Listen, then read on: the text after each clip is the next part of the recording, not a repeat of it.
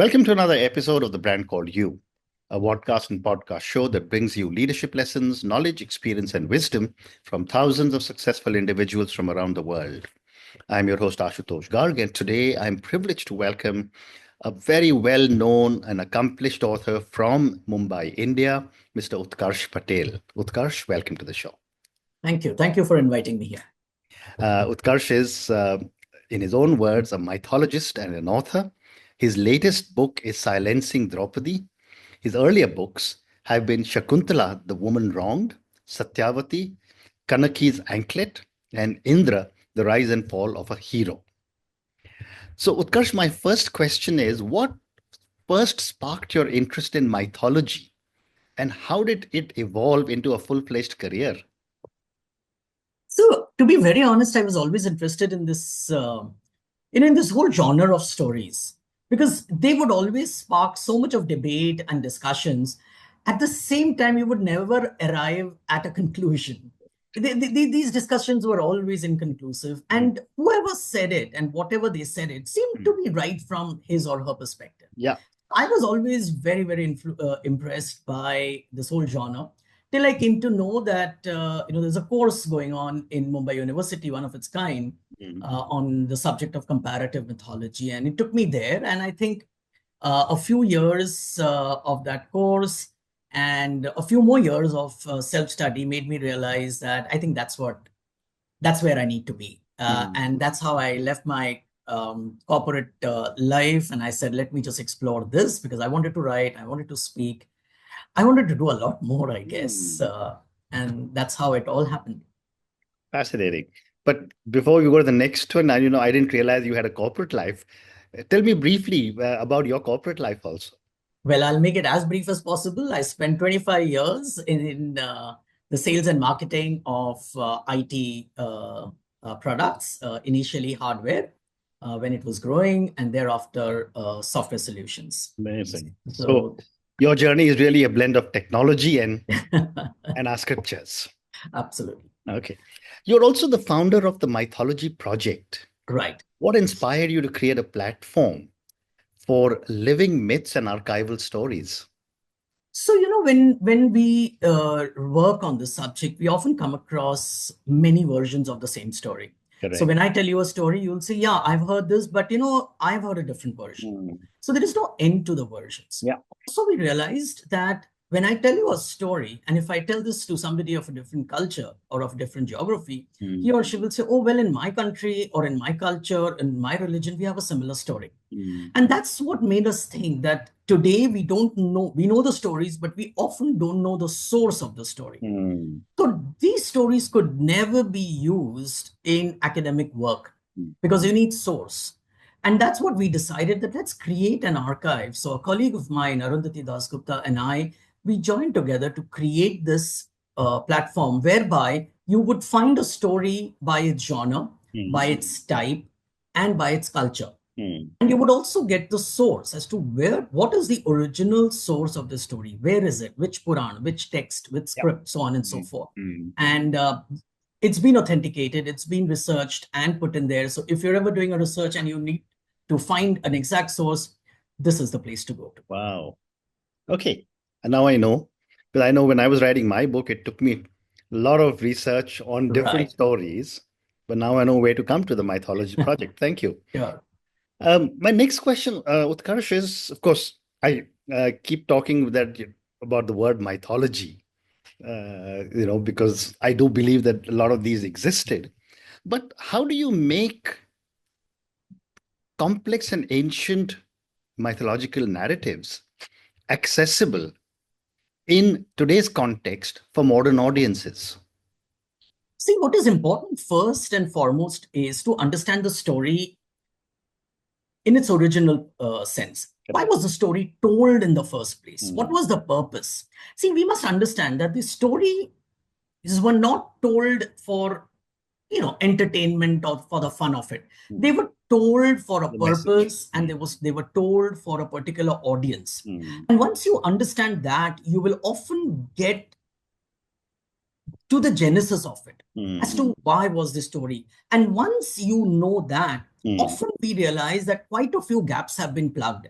So please remember, like I said, they were not for entertainment, they were for a purpose. And once you understand that, and once you come to the conclusion as to this is the reason why the early man must have told this story. For example, what is thunder?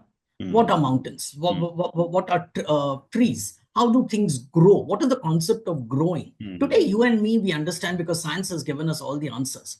But that is not how early man looked at it, because early man was groping for answers. Everything, every aspect of nature was an enigma for him. So he was groping for answers. Once you have that clarity and once you see, then it is important to break through these metaphors and allegories to understand these stories. And I think once we do that, then this whole knowledge of mythology comes out to say that, okay, this is what the story is all about. We often come across, people in our class and the young generation, not necessarily always the young generation, often coming saying, what nonsense is this? But when you break through this clutter, when you break through these allegories and metaphors, you will see that there is a lot of context. There is so much sense in how the early man told his stories to understand the world around him. Absolutely. Realize that it is understandable. You and I can make a lot more sense and understand these people a lot more better than what we think we do. You're absolutely right. I've often said a lot of our scriptures today are relevant to the younger people because our leaders or religious leaders are interpreting them in today's context. And what a great project you got, and thank you for such a great answer. Today we're going to speak about your latest book, Silencing Draupadi, but you've written so many, and I was reading about you. I'm going to maybe ask you for another conversation on one of your other books, but today let's focus on Silencing Draupadi. And she's quite an enigma, powerful, and yet so many questions. Why did you choose Draupadi as the central figure to explore the silencing of women in mythology? Right. The general perception is she's vocal. She's not docile. She's someone known for expressing her opinion irrespective of the fact that anybody asked for it or not. Not that that's not true. It's absolutely true. She does speak up at places where, women were not expected to. But you see, what I'm trying to bring out here through this book is that patriarchy can silence her too. And that is what I'm trying to highlight here. And what I'm trying to say is if this can happen to a Draupadi, who's probably the most vocal, some have even said she's the first feminist in ancient literature. If it can happen to her, imagine what happens to people who are not as powerful, even fictional. Even in fiction, if they're not as powerful, then you can imagine what happens to people otherwise. And I think it might sound like somebody mentioned to me in one of the forums saying, isn't it like an oxymoron? Silencing and Draupadi, somebody who's most vocal. The idea is that here I'm trying to tell a story. Here I'm trying to tell a theory, which says that how, for ages, for ever since the beginning of time, how the voice of a woman has been silenced. To grab the eyeballs here, to get the attention, and to say that even Draupadi was silenced. I think I'm making a loud statement, but I'm coming across very, very clearly as to what I'm trying to say. And that was the idea. Fascinating. And what does all your research in your book reveal about the relationship between power, gender, and the voice in ancient narratives? Well, in all ancient narratives from across the world, gender and voice have been very, very closely linked. Simply said, women never had the agency. I mean, I can make a loud statement out there. In Iliad, Agamemnon is supposed to have sacrificed his daughter Iphigenia, and I'm just bringing in a Greek reference here to appease the goddess Artemis. And in this, neither was the daughter nor the mother was consulted. A daughter is going to be sacrificed. She doesn't even know that she's going to be sacrificed. She's not told. She's not asked till she's taken to the altar and she's sacrificed. So a decision taken by a man, right? And this is common in any narrative. The woman is the one who bears the brunt of man's actions. Power rests with men. But honor, dignity, respect, ijjat, maryada, these are words which are always associated with the women and for men to guard. So you see what a huge responsibility men have taken on them. And who are the scapegoats for this, right? At the end of the day, it was always women who were at stake, and thus the sacrificial element here. So if saved, then by the man, or commit suicide to avoid the man falling from grace. So you see, gender roles were very clearly defined, as we have seen in name it and all the texts. Wow.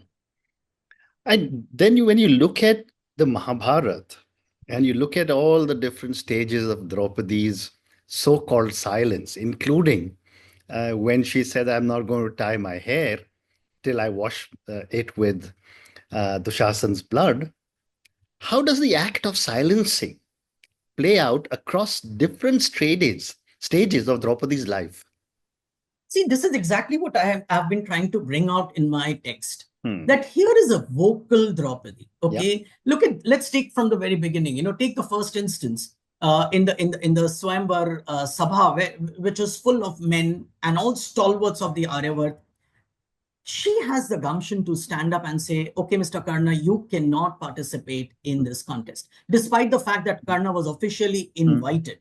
Imagine the power of a woman, or the audacity that she has it in her, that she stands up and there's not a single woman in that entire court. Correct. That's the power that she has. Later on, and many instances, when she is dragged in the court after in the gambling, she still has the ability to talk to the stalwarts of the Sabha and ask them some pertinent questions. Thereafter, we have many episodes, wherein, she reminds her husbands time and again, she doesn't deserve. All the other wives, individual wives of the Pandavas, stayed back in the palaces. Draupadi didn't, because she wanted to prove a point to the husbands that, look, this is what happened to me, despite you guys being there. Despite all this power, despite all this, what should I say, great ability to speak up at the right time, how is it that she quietly marries 5 men, which was not a precedent during those days when she was in love with only Arjun? So I'm only raising some pertinent questions through my book. I'm not saying that this happened. I'm not saying that happened. It's a fictional representation of a theory that why is somebody who's known to have an entire line which keeps going up in terms of character development, suddenly has a huge dip in her personality, where she just keeps quiet. At least Vyasa's Mahabharata doesn't mention even a second of her objecting to saying, sorry, I'm not going to get married to 5 men, and that's not a precedent. So I'm only asking that what happens. So we do see a graph going up all the while. Suddenly there is and at a crucial and an extremely crucial moment, she doesn't say a word. I am only asking that question. Absolutely. Did she or did she not? Great response. Utkarsh, you've also drawn a lot from global mythology and modern feminist thought. How did you blend these diverse sources into a cohesive narrative for Draupadi? See, when you read mythology from across the world, okay, like I said, when we draw parallels, when we study comparative mythology, we have Greek, we have Mesopotamia, we have Egypt, we have India, Native America, wherever. You often find that we might be speaking different languages. We might be talking, wearing different, eating different. But at the core, we are still human beings. So the concerns, the emotions, the worries, the fears are going to be more or less the same. And when you see that, you will realize that it really doesn't matter where I take a story from. The story will have a similarity here. And across the world, silencing of the voice of a woman is not something that unique only we find in India. We find it everywhere, right? From the Japanese mythology to Native American to Greek mythology, name it. And you find it at you just have to observe it and you will realize that, yes, this has happened here too. Because as I said, patriarchy was not something that was common only to India. Patriarchy was common to humanity per se across the world. So you will find that everywhere. So it's really not a great find or a great discovery on my part to say that this thing is happening only in India. It's happening across the world, and I Absolutely. was only trying to highlight it in that sense. Absolutely. Absolutely. Very well said. But do you see Draupadi's story as one of victimhood, resistance, or something more nuanced? Well, it is definitely a case of victimhood, Mm. for the simple reason is that women have had to bear the brunt of, as I said, men's actions. So if a man falters, then also a woman has to bear the brunt of it. Let's look at ancient some of these ancient practices. Mm. When a man commits a crime, for example, somebody marries outside the caste, Yeah. right?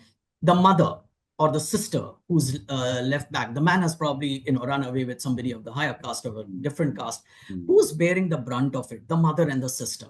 They are paraded in the village. They are reprimanded. They are outcast. Look at the way when a king, in ancient times, when a king lost out in a battle, right? The women of the palace would commit Satya Johar.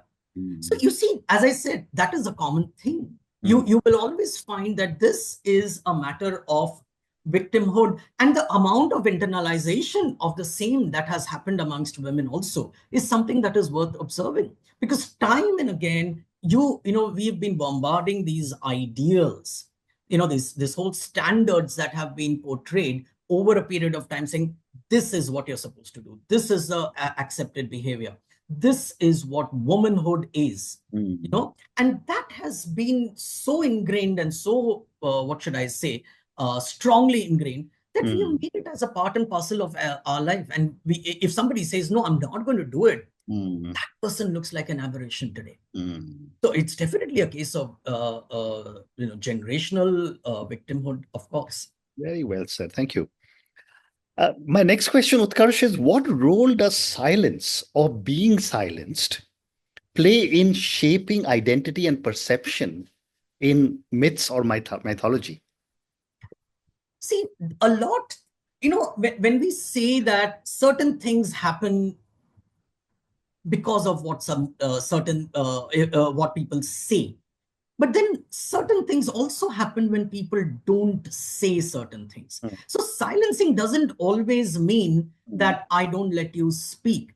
Silencing also happens when I don't speak because I don't even know I'm supposed to speak at this juncture, Mm. when I just keep quiet. And sometimes some of those actions have also had very, very different reaction. I Mm. was talking to a recent, I was talking recently to a person, and that person mentioned a very different folk tale, and I'm forgetting the region, where Mm. she says that here is a folk tale which expresses the views of Urmila, from Ramayana, who's Yeah, Lakshman's wife. Lakshman's And wife. this folk narrative goes on to say that Ram left, Sita left, and Lakshman left.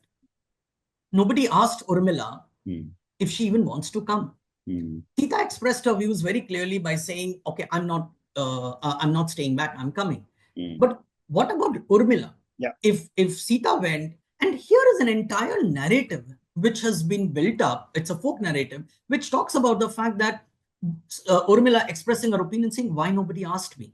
Mm. Why did nobody check with me as to do I want to stay back or do I want to go with my husband?" Mm. Now, here is a case where Valmiki probably never gave it a thought, but Mm. somebody has given it a thought by saying that her not being asked was also a way of silencing a voice. So, Mm. silencing a voice is not necessarily only out of force. Mm. I am not having the courage to speak Mm. is one way of silencing. I have seen generations of women not raising a voice. Mm. How can I raise a voice? So, Mm. you see where we are coming from. And that's Yeah, why we feel that the subject is way deeper than what one is absolutely. looking at. Absolutely. Though I was reading about Urbila some time back, and I was reading that apparently she had, and then she was given a vardhan that as long as Lakshman is away, she will go into a 14-year sleep. Sleep, yes, Nidra. So now it's not written about much, but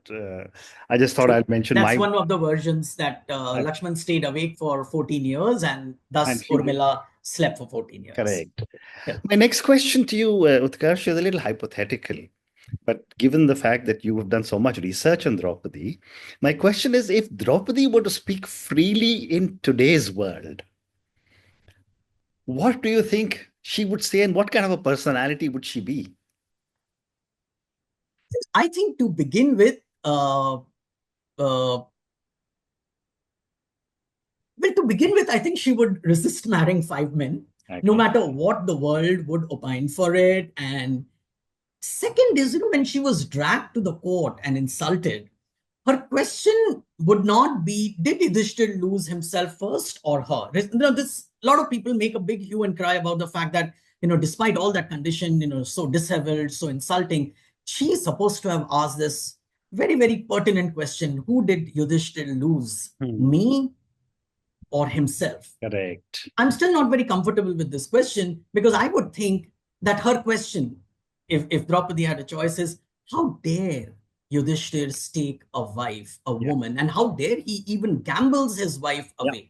Hmm. Because what gives him an authority to take? And also another question is, what gives Yudhishthir the authority to take someone else's wife? Because she's also the wife of the other Yeah. Pandavas. Yeah. So I think that would be a very, very pertinent question, Hmm. saying that how dare first you stake me, who's Hmm. your wife, and how dare you stake somebody Yeah. else's wife? Yeah. So I don't think it's a great question to say, who did you stake first? Because what if, hypothetically, what if Yudhishthir had staked Draupadi first before losing? If that was the answer, then would Draupadi be okay with it? Because then you are simply giving into the idea that yes, a woman is a property of a man. Yeah. So the question is, I still feel not a great question. I would think her question would have been, how dare you stake me? Absolutely right. Though again, on this five the people she got married to, I was reading somewhere else, and they say that Drupad had objected very strongly to her marriage, and then Ved Vyas himself came and said that in her past life, she had asked for five different characters of people in her husband, and these were the five which she was given, and therefore she had no choice because But it was a boon. I mean, let's face it. I mean, this is a very, very distorted logic, I and know. I've addressed that in my book. It's a Yeah. very distorted logic for something that I was craving in this life. You can't give it to me in my next life, the same thing as a punishment. Because remember, in every instant, Draupadi is abused Yeah. and made fun of for having five husbands because there Correct. was no precedent in the Yeah. in the society in those days. So she Absolutely. had to pay for. So it's not a boon. I mean, again, it's a very distorted logic, but please do look up my No, no, explanation. absolutely. I agree. It's just a debate I had with you. Yeah. I have time for two more questions, Utkarsh. My next question is, what lessons do you think modern readers, especially women, can draw from the story of Draupadi? Well, for one, I think even if nobody's listening to you, Hmm. raise your voice, speak up, speak up at the juncture which bothers you. Hmm.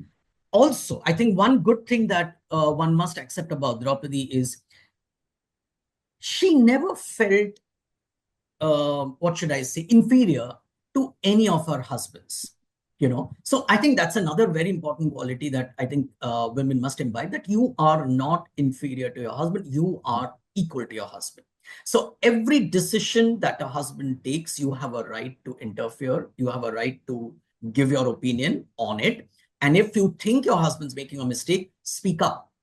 For Yeah. example, knowing fully well that nobody's going to listen to her, when Krishna was taking the peace mission to the Kaurav court, she Hmm. raised her voice by saying, how dare you guys even think of peace after what's happened to me? And she shows her open head. So Hmm. she says, this is what I'm trying to say, that even if nobody's listening, often, we find women giving and saying, what's the use? They won't listen to me.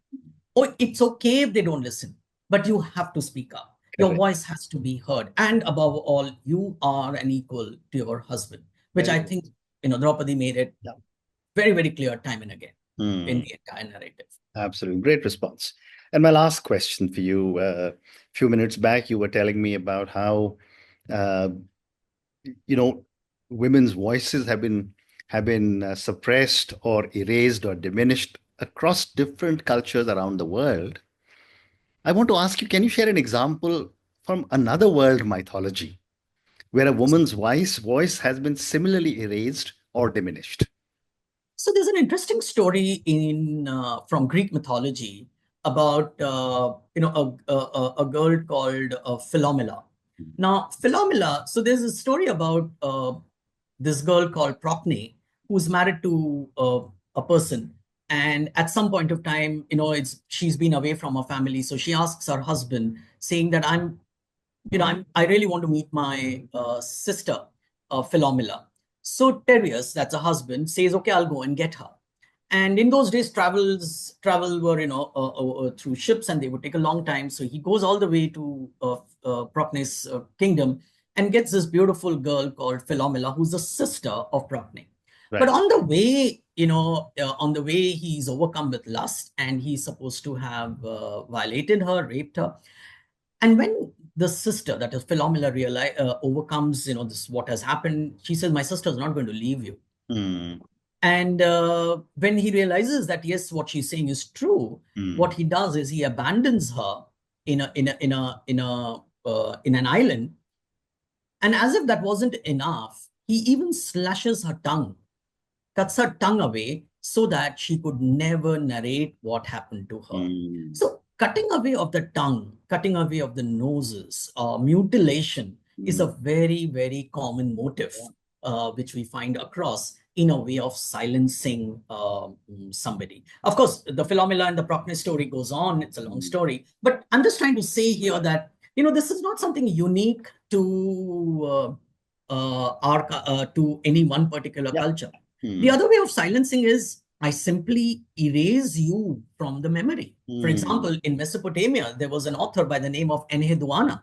She was the first author, for the first person to write, and she was a woman, right? But you see, we don't even know her name. And her story, her poems, which were written as eulogies to different deities of the Mesopotamian pantheon, they were discovered only in 1920 or something.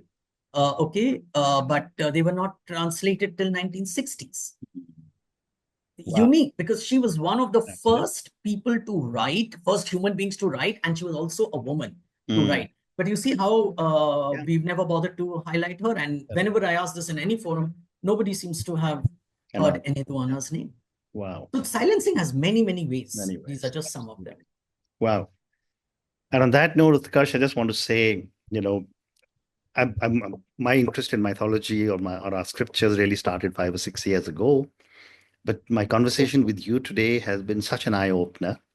I think the amount of depth you have gone into understanding Draupadi, who is or has been a very powerful and yet I believe a very misunderstood character in the Mahabharata. Uh, I think we covered some amazing amount of knowledge from you on women empowerment, on through Draupadi. Also, some of your stories that you shared with us, which are outside our scriptures, are really amazing eye openers. I will reach out to you again for one more of your books at some stage. Definitely. But thank you for speaking to me, and good luck to you. The pleasure has been mine, Ashutosh. It was great speaking to you. And thank you very much for inviting me. Thank you.